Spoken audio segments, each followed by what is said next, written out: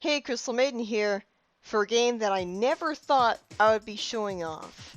Sonic Heroes. This is a game that I decided to try out on a Dolphin on a whim, and I actually liked it quite a bit. I liked it enough to buy it on the GameCube. The big thing about this game that ended up making me like it, aside from the fact that the controls aren't bad, is that because of the 3-character gameplay style, there's so much to do in the levels themselves, besides just basic jumping from platform to platform. You have multiple different types of characters, and there's just so much to do in the levels themselves. There's lots of variety. So what I'm going to be doing for the editing is, for the first part I'm going to show you the intro cutscene of every individual story. Okay, why does a newspaper photo have monochrome?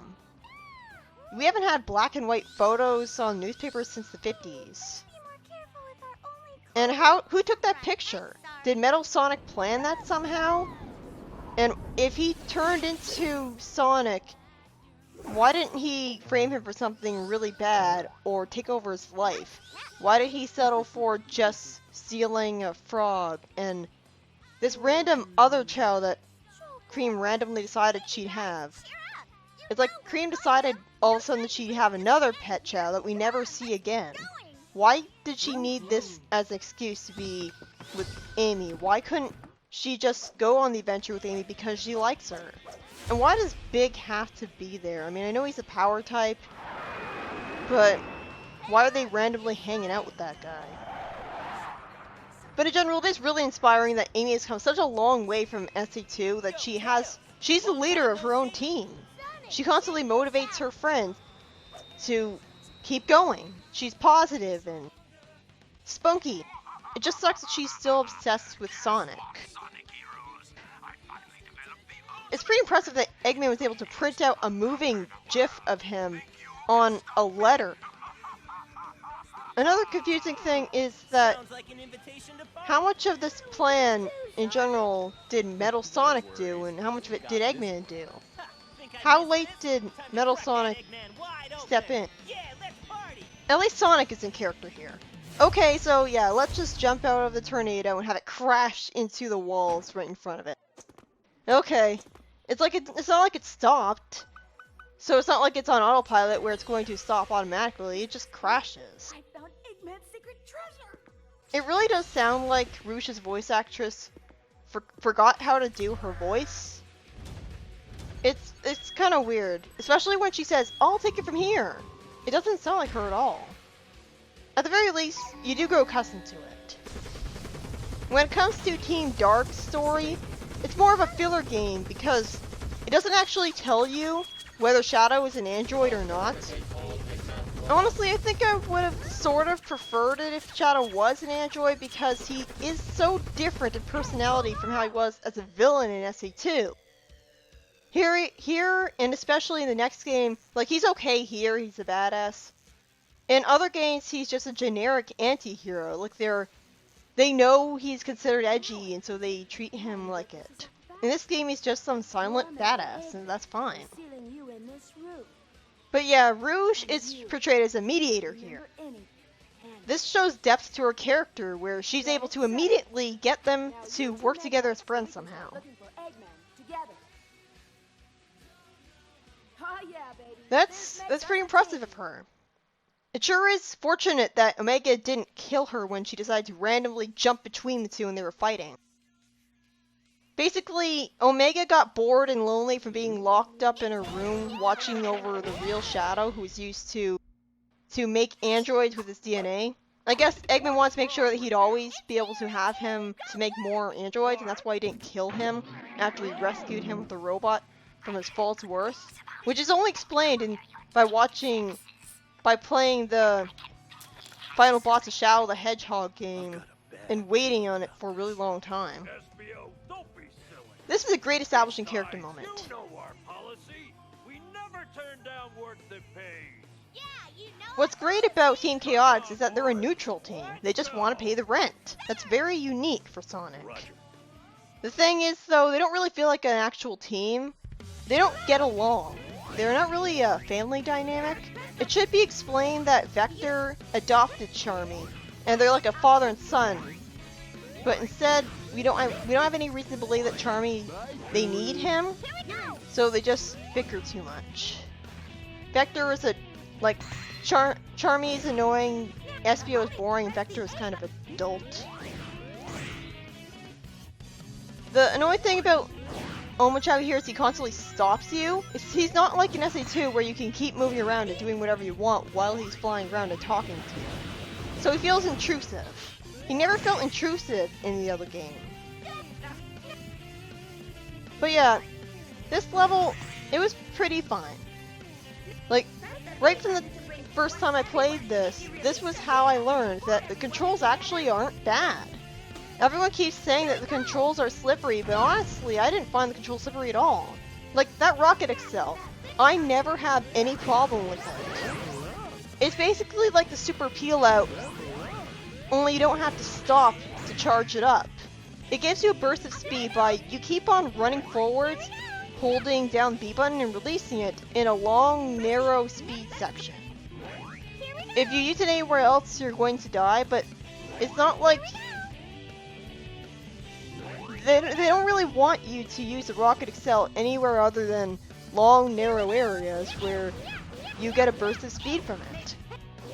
So I like the Rocket Excel better than the Spin Dash. I mean, it's not like you Spin Dash and then you immediately slow down to a crawl because you didn't Spin Dash on top of a slope. It's like a Spin Dash, but you're still running rather than in a ball and thus slowing down eventually. So it's a nice burst of speed. It's kind of like the boost, only it's a temporary burst of speed rather than like continuous. For some reason, Omochao doesn't tell you that you have to hold down the A button to fly, so I find that confusing. You have to press A then hold it to fly. The flight meter is on the corner of the screen near Cream's icon, so I never pay attention to it. I'm always looking at the bottom of the totem pole so that I can always land my character on the platforms. The flight meter might as well not be there at all. And this is the Team Blast, which is very useful because it one-shots all of the enemies on the screen. Team Sonic's Team Blast allows you to use it twice in a row as long as the second time you use it is during the cooldown period. With Team Rose, you become invincible and get a burst of speed, and all of your characters get a level up. As you can tell, Team Rose is the easy mode of the game. It has the shorter levels, and that's why people consider it to be the most replayable, even though it has the characters with the most annoying voices. Cream and Big are terribly voiced. Sarah Wolfak is the one who voiced Cream, and it's very screechy voice. I don't know why she kind of sounded like a normal little girl. And of course Big is Big. Sounds awful. The Thunder Shoot allows you to throw your partner in a ball towards enemies, and especially when it's at max levels, it's going to like rip through a whole bunch of enemies really easily. I just wish it had much more of a homing mechanism, rather than you having to use the control stick to aim it. I usually prefer to just rapidly homing attack everything, and of course you have to use the control stick to aim the homing attack, so if you defeat an enemy before you expect to, then you'll possibly miss the homing attack and air dash somewhere because you didn't aim it at the other enemy that appeared in time. You can jump into enemies just fine with the power type, but you still deal 1 unit of damage like you would have if you jumped into it with a speed type, so the best way to attack with the power type is to use the B attacks. The ground B attack makes you slide all over the place, possibly off a cliff, unless you're playing as Big and Vector, who actually bother to stay still. So it's only good to use the mid-air B attack as power type most of the time. A lot of people complain about the light speed dash in this game, but as long as you only use it when you're supposed to, it's fine. Like, I only died to the light speed dash twice. And even then, that one time was in a loop on Hang Castle when I was using it when I shouldn't have been. Like, I did it when I was to the right. Like, if you use the light speed dash and you're not directly behind the trail of rings, you might end up like flinging too far to left or right. But that barely ever happens to me. Honestly, this game is the best lightspeed dash ever because you don't have to worry about charging it up like an SA1. And unlike an SA2, you never have to worry about whether you're going to somersault or bounce attack instead of doing a lightspeed attack. Lightspeed dash, I mean. I wish they did a lightspeed attack because then Sonic would have had a move that let him deal a lot more damage to enemies. Like, you could have had that as his leveled up all the way ability instead of his leveled up all the way ability being that he can attack the turtle shell enemies, and he doesn't have to do the tornado attack where he presses B in midair to stun the shield enemies, make them attackable. I hate the shield enemies so much because you can't tornado multiple enemies at once. So they feel like a giant pace breaker when you're dealt with multiple of them at once. A lot of the enemies you can completely ignore, which is excellent. But you need to defeat enemies to level up, so you can get better abilities, like the flying type character will fly for longer when he's leveled up. The thing is, when I played as any other team than Team Rose, I used codes. I used the code for max levels of every character and always had Team Blast and infinite flight energy. Although the game isn't really that big of a different experience with that. I mean, it makes the combat take a little less long, and the infinite flight energy is very useful in Final Fortress, but that's really about it. I don't find any of the characters to be hard to control at all. Like, granted, the game does start the trend of everyone slow but Sonic, but like, I don't care about how slow the flight formation is because then I'm just focusing on landing my jumps and flying around. The flying is gimped compared to an SA1, like you can't fly as far as you want to. You hit a invisible ceiling if you try to fly too high up, so that kind of sucks. But other than that, and the thing is that with the camera being the way it is when you're flying, you don't like you want to pay attention to the bottom character on the totem pole so you can land your flying properly, but you can't always see the bottom character at all. So it's kind of hard to tell when you're high up enough to the platform you're trying to fly up to that you can actually land on it by flying forwards and you won't just fly against it. So the camera could be better with the flight formation, but other than that, it's perfectly fine. I just wish you could switch it to flight formation and start flying while, like after you fall off a cliff. Like in Sonic 4 Episode 2, where you could just get Tails to fly you after you fell, and so it would be fine. Like, it wouldn't be broken because there's still a flight meter, you know?